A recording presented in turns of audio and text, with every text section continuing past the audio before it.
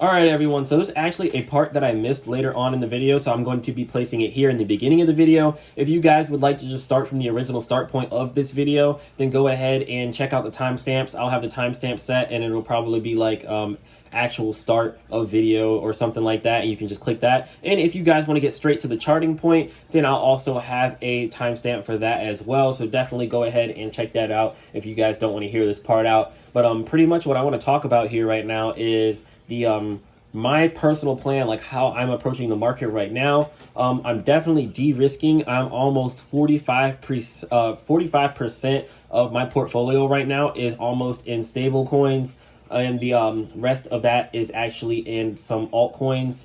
The main altcoins that I'm holding, though, are not very high risk, low cap altcoins. So let's go ahead and talk about what I'm holding here. So a few of them are somewhat still low cap that I'm holding, but not many. So we're not going to touch down on everything that I'm currently holding, but let's go ahead and talk about it. So as you guys already know, I'm holding some USDC and USDT. So with this, I know there's a lot of controversy between USDT and USDC. A lot of people believe it is safer to go with USDC, but I'm going to leave that talk for another day. If you guys actually want to hear me talk about that, leave that in the comments below, and then I'll definitely do a video on it. But pretty much what I'm holding right now, I'm not holding any Bitcoin whatsoever, not holding any Ethereum either. Ethereum's actually been showing somewhat more strength than Bitcoin has, but I believe that is only for the time being, in my personal opinion. If some things don't happen with Ethereum that people have been expecting to happen on top of everything that's going on economically, I believe Ethereum is setting up to be a massive disappointment for the long term. But right now, I am actually, let's go start with the first crypto that I'm holding down here, which is in the top 100, which is Hedera. So I'm still holding some Hedera. Hedera is pretty cheap right now, so it's number 32 on the list. So that's why I'm mentioning it right now, is because I am holding some Hedera. I have faith in Hedera, and I believe that Hedera is going to be one of those projects that are still around if we have a very catastrophic bear market. And that's pretty much what I'm hedging myself for right now. Is I'm not holding a ton of Hedera, but I'm holding enough to the point where if the market were to recover and things were to start picking up, I have enough to have a sizable portfolio and a sizable profit later on if that were to actually fall out. So next up, we're also holding, let's see. Next up, we are also holding IOTA. So we're also holding IOTA. IOTA's actually been very volatile lately, as you can see all the way over here. We've had some very huge swings down, followed by some decent swings up, and right now we're on the swing up with the rest of the market.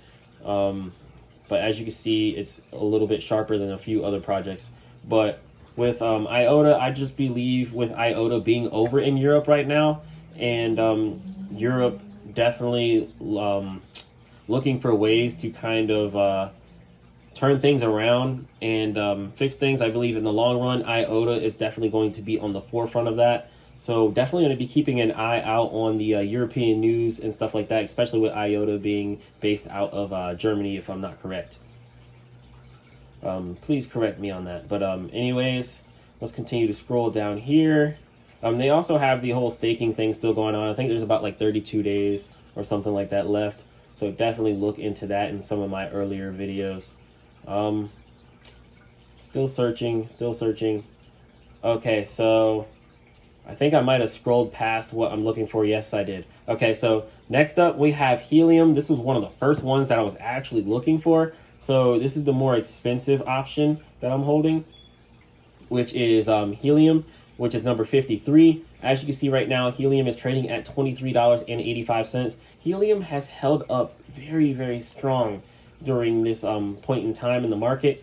It's taken some hits, but it hasn't really taken as big of a hit as much of the market has. And I honestly believe that is because the amount of adoption that Helium is bringing to crypto far outscales so many other projects. And I believe that Helium is going to be a top 10 project in the near future, in my personal opinion. And for $23, it's really not that hard to get into just yet. But once it crosses that $50 threshold, I think that's when people are going to start having a harder time getting into this one. So in my personal opinion, I'm definitely going to be keeping an eye on Helium, because anything under $20, so if we cross into that $19 range, $15 range, definitely going to be eating that up. So definitely watching Helium.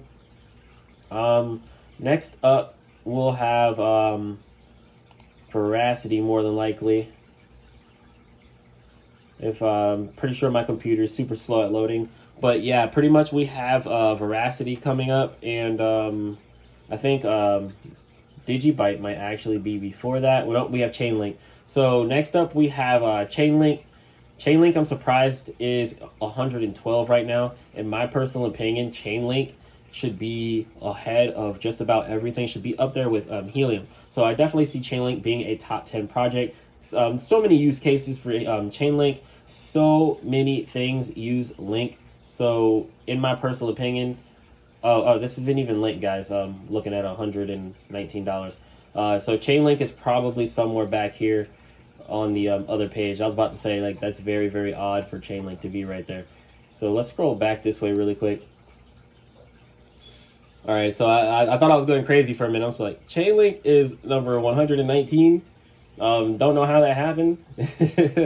All right, so let's scroll back this way.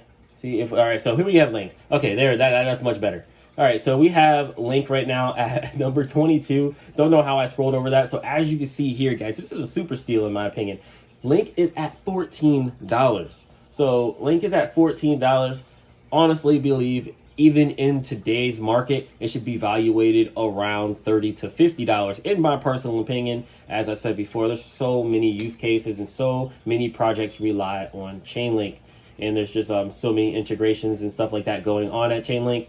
And this is going to be one that I'm definitely going to be keeping my eyes on and definitely going to be dollar cost averaging into.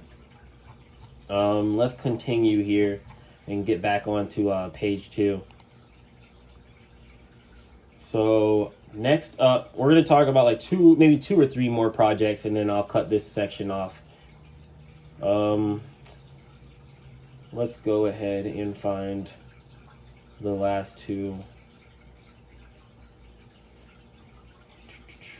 So still scrolling. Another one that I do want to talk about though is ApeNet. ApeNet is looking very, very interesting. The chart has been beat down very, very bad. But I'm actually going to open that chart up really quick. So let me go ahead and cut this out. Alrighty, guys. So here we are looking at ApeNet. So this is what I want to talk about here. So one thing that I look at when I'm looking for projects, which is going to be a very, very great tip for you guys right now, is when I look for projects like this that are very, very low priced, one thing I look for the most is the price. So if the price has been beaten down to the point where it's almost as cheap, if not cheaper, than pretty much where it started, then that's definitely a good sign to jump in, but also kind of a risky sign to jump in as well. So in my personal opinion, when I do things like this, I jump in with enough size to the point where if it were to go even lower, I'm not going to get hurt from it. And if it were to go even higher, then I pretty much benefit off of that. A great example of this would actually be SHIB. So as you can see, price got all the way up here and then it got beat down to the point where it was like very, very low and not far off from where it started back here. It was somewhat elevated, but not too much. And that's when it decided to take off around October 2021 and did that huge percent increase, as you can see right here. But SHIB is also a better marketed meme coin than ApeNet as well. But if NFTs and stuff like that can pop off, then Ape NFT may be something to keep an eye on, but there's other projects as well. So I just wanted to point that out there. So if you guys actually are looking into meme coins, I'm not personally in any meme coins whatsoever at this point. If there are people that are, you guys have some steel balls in my personal opinion. But anyways, let's continue. So next up we have Digibyte. So Digibyte is ranked number 191. I've explained my reasons for being in on Digibyte so many times, and now in my personal opinion is a very, very great time to be in Digibyte, because it's, for one, decentralized with all the things that are going on with like Canada and the things that are going on in Ukraine and Russia with their banks and stuff like that. Decentralization is actually a really, really big thing. I'm betting a lot of people are kind of wishing they had a decentralized option, and they do with crypto, but a lot of people still don't understand crypto. So as you guys can see, whenever banks were shutting down, people that were trading with Bitcoin and stuff like that were having no problems at still making transactions and sending money to their loved ones and stuff like that. So I'm honestly believing that Digibyte is just a younger version of Bitcoin. It's just, in my personal opinion, that's just what I'm seeing here.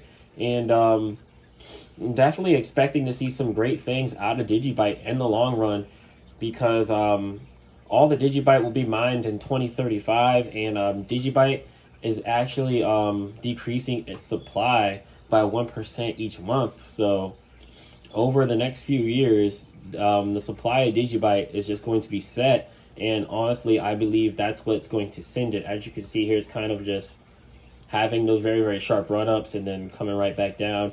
But in my personal opinion, there's another sharp run-up coming eventually. We may trade sideways a little bit before it comes, but in my personal opinion, it's coming. And you definitely want to have some Digibyte. In my personal opinion, not financial advice, I definitely want to have some Digibyte. So let me fix that.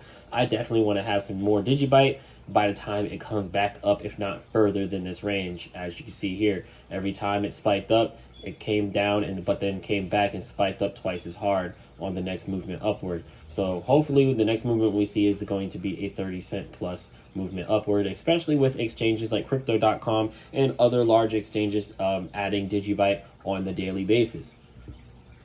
Next up, we have VRA. So this is another one that I'm actually keeping, because VRA has a very, very strong structure and base behind it. There's patents and stuff like that. If you guys want to hear about VRA, just like Digibyte, go ahead and look at my other videos. I don't want to go too long and stretch this beginning of this video out too far, but definitely go ahead and look into that. In my personal opinion, VRA is a decent hold. It's number 413 on market cap. It's still a very, very young coin, and still on an uptrend. In my personal opinion, it's going sideways, but this still looks like a somewhat uptrend, in my personal opinion, until it goes lower than where we are now and it goes back to 1 cent. And then it's like official, like, beware. But short term, it's on downtrend. So definitely going to be looking out for this one as well. And last but not least, there is Flux. So with this one, the reason I have this one on here is number 186, trading at $1.44. I've been watching it over the past few weeks, and it's been trading very, very well compared to a lot of the rest of the market. And that's a very great sign that I actually like to look for in projects. And once I hit this chart right here, you'll see that there is actually a very, very nice trend on Flux. See if I can get a shorter time frame on here. That's too short. I think the 180 day might be great. Okay, so as you can see, if we were to draw a trend line here, it would still be kind of around that trend line, a little bit below possibly, but it would still be along those lines. So this is definitely another one that I will be watching out for, because it kind of reminds me of Strong, and Strong took off, guys. If you don't know about Strong, look into Strong. As you can see here, we are still up a total of 8,000% on the all-time. Let's scroll down here. On the year, we're up 1,800%. So it's definitely looking good for Flux, in my personal opinion, because a lot of other projects have pretty much almost lost all gains. So with Flux, they're also doing their node thing. So pretty much they're going to be lowering the requirement for that down to 1,000. Flux, I'm not sure if they did that just yet, but this is definitely going to be one to get into, especially if the price dumps any lower, because when it did dump earlier on in this week, I think it actually came down to about $1.11, something like that at the lowest. But anyways, that's Flux right there.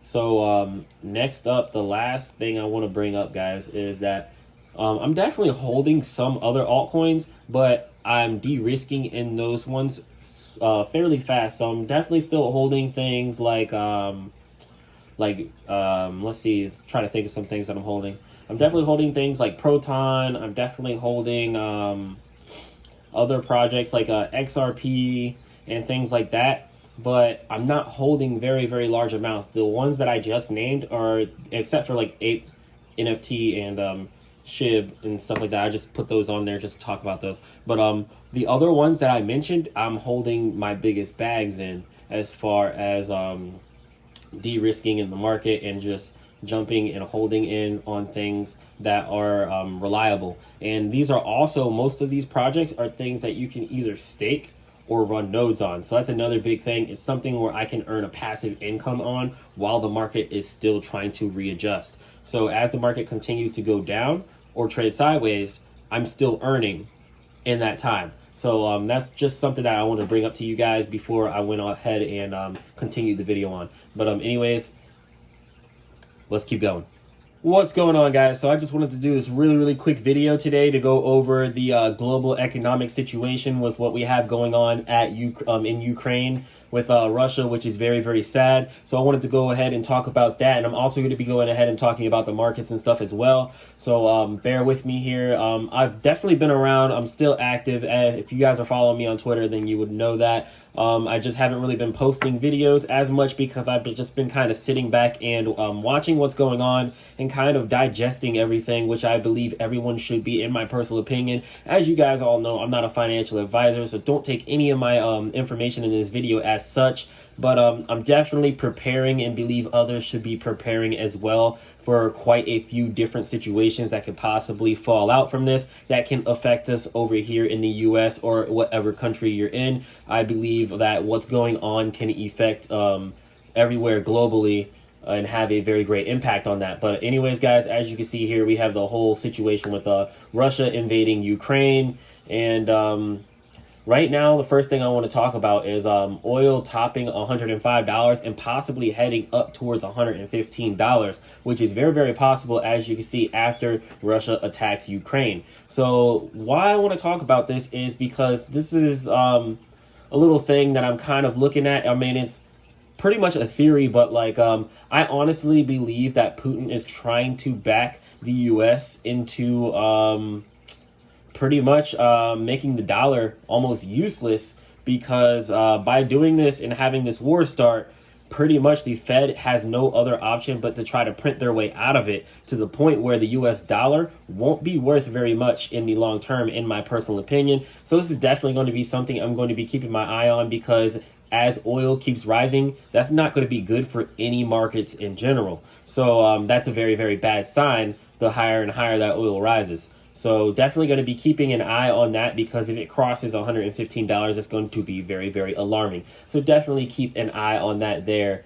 Next up, I want to talk about the crypto on Twitter. If you guys are following me on Twitter, and if you're not following me on Twitter, definitely do so, because as you can see here, I've been posting and I've been talking a lot lately, especially about this recent bounce that we got. So as you can see here, we dumped all the way down here to 34K. And then we rised all the way up to 38. So that's like a $4,000 increase in a very short period of time. And we actually touched 39. This was a little bit of an older post, but as you can see here, I'm saying, given our current situation globally, like economically conditions, any bounce like this cannot be trusted, which in my personal opinion, I believe no bounce like this should be trusted. As you guys know already, not financial advice, but this is really looking like a exit liquidity scheme for whales. They want to get out and be on the sidelines because things are unpredictable right now. We don't know what the US is going to do. We don't know what China is going to do. We don't know what's going to go on between Russia, Ukraine, or any other speculating countries. And we don't know what's going to happen globally as far as an economic standpoint, guys. So like, there's definitely so much going on right now that things are not looking bullish at all. And for the fact that this is rising like this is definitely a red flag in my personal opinion. And before we talk about Bitcoin or anything else of that nature, I want to go over this. This is the Spectator Index. As you guys can see here, they update news that's going on globally pretty much before they hit headlines and stuff. So I have my notifications on for this. So you can see just the different things that are going on, like Latvia just actually shut down its airspace to Russia planes, and then we have Estonia shutting down its airspace. So there's a lot of things that are like kind of cutting off Russia, as you can see here, France, and there's just a ton of things that are cutting off Russia from pretty much the world, guys. So the world is cutting Russia off, and I believe that Russia is going to hurt because of this, and Putin is putting the people in Russia in a very tough, tight situation, and it's just not looking good right now. But I believe this is a very great tactic because beating Russia and kicking their ass in war, I mean, yeah, that's going to hurt, but kind of blocking them off from certain things, in my personal opinion, will hurt even deeper in the long run. So I definitely think these are some very, very strategic and great moves by like the different world leaders. And definitely gonna be keeping an eye on this because there's just way too much going on, and there's no way that we can't keep an eye on this. I really, really don't like to watch it and hear about it and see all the different videos of things that are going on over in Ukraine and in Russia. But there's no way around it, guys. It's always great to keep yourself informed. So definitely I will be keeping up with a lot of this stuff. But anyways, without further ado, let's go on and talk about the charts with Bitcoin. Alrighty, guys, so the moment we've all been waiting for. So here is the chart for Bitcoin right now. We are currently trading at 38K. As you can see here, I have this very, very long trend line here drawn out. See if I can zoom this in really quick, if my computer will stop being stupid. All right, so we actually have this very, very long trend line drawn out right here. As you can see, Bitcoin has been kind of trading below it for quite a while up until recent, which in my first opinion is a very, very strong red flag. I mean, at this point here, let's see if we can zoom in real quick. At this point right here, I was actually starting to believe that we may be on a trend upward when we hit about 43K, and then that's when Russia came out and did what they did and said, nope, cut every market off pretty much and sent things back down. So that kind of formed a M-like pattern in Bitcoin, which is never good because to complete the M, you have to go down, as you see here.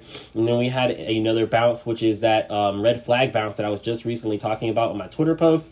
And honestly, guys, I believe we are going to hit this resistance line right here, and we are going to trend within these two lines as we have been from the top of here all the way down. So if this trend is actually going to fall through, we should see about 31K somewhere in March, guys. So somewhere around the first week of March, possibly we may be seeing 31K. We may be seeing it a little later or sooner, depending on what happens globally and what catalysts actually send it in that direction. But in my personal opinion, that's what I'm looking at right here. As you can see right here, I have the bottom of a channel which is drawn out right here around 38K flat. So this is going to be very, very strong support. And if we drop below 38K, there's nothing really holding Bitcoin up. So if we do drop below 38K, we could possibly see that free fall to 31K fairly fast. If not even faster and even lower than 31K, we may actually be able to see a 28 to 27K Bitcoin.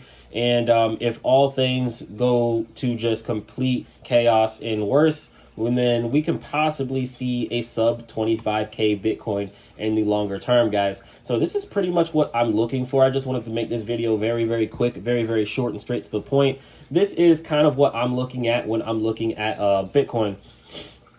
And another thing that I want to kind of show you guys is that 28K has been visited quite a few times. So as you can see here, this is the 28K range. It's been visited quite a few times, and we kind of look like we're heading down to that way to visit it again. Now that you see my lines from a kind of zoom out type of perspective, we had to zoom out to kind of really see that, you know. So as you can see, we got really, really close to 28K here. We actually went down below 28K here. We went down to 28K here, and we were at 28K here and here and all the way back here as well. So 28K has been a very, very keen touch point before having any parabolic moves upward.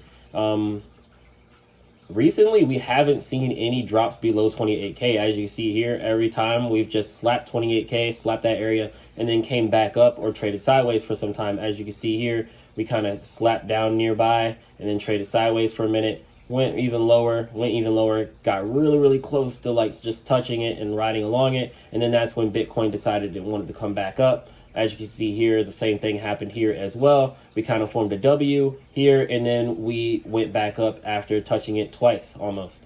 So not too sure what to expect now with Bitcoin, but Guys, this is going to be a very, very interesting time indeed, because we've never really had the chance to kind of sit back and watch Bitcoin and watch how Bitcoin reacts during a time of high volatility like this.